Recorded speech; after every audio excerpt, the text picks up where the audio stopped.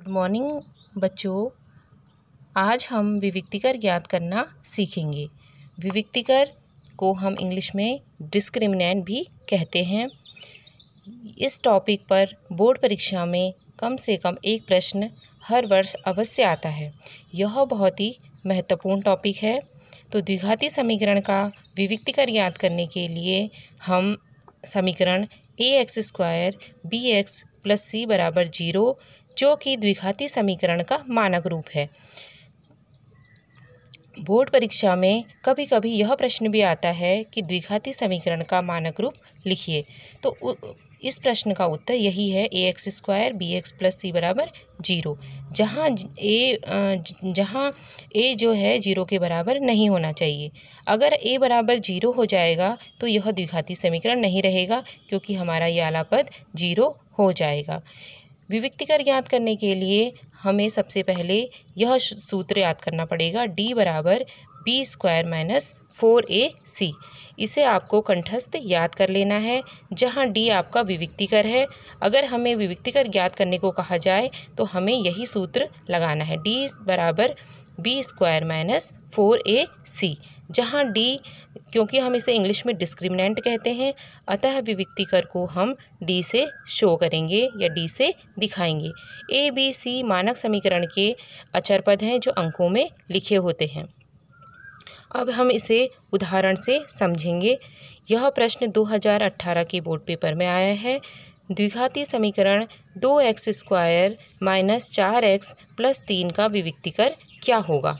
तो इसके लिए सबसे पहले हम इस दिए गए द्विघाती समीकरण की तुलना मानक समीकरण से करेंगे।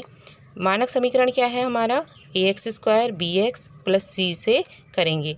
तो a बराबर हम इसकी और इसकी तुलना करेंगे, तो a बराबर यहाँ पर क्या है 2, b बराबर क्या है 4। अब यहाँ पर ध्यान देने योग्य बात यह है कि यहाँ पर चिन्ह क्या लगा हुआ है। जो हमें समीकरण दिया है उसके चिन्हों का विशेष ध्यान रखेंगे। अगर प्लस है तो हम प्लस लिखेंगे, अगर माइनस दिया हुआ है तो माइनस लिखेंगे।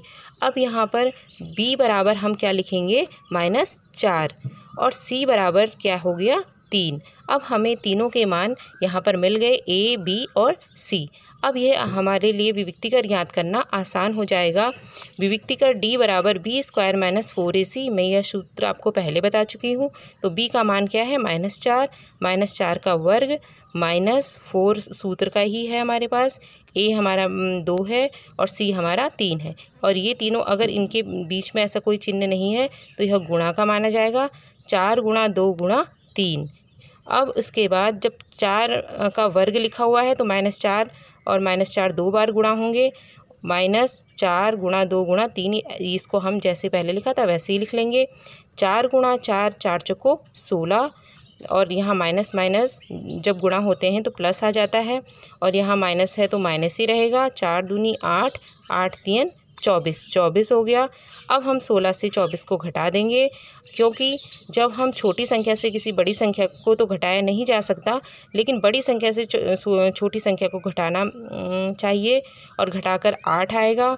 और जो बड़ी संख्या है उसके आगे जो चिन्ह होगा वही यहाँ आएगा। जैसे 24 के आगे 8 है तो हमने यहाँ 8 लिख दिया।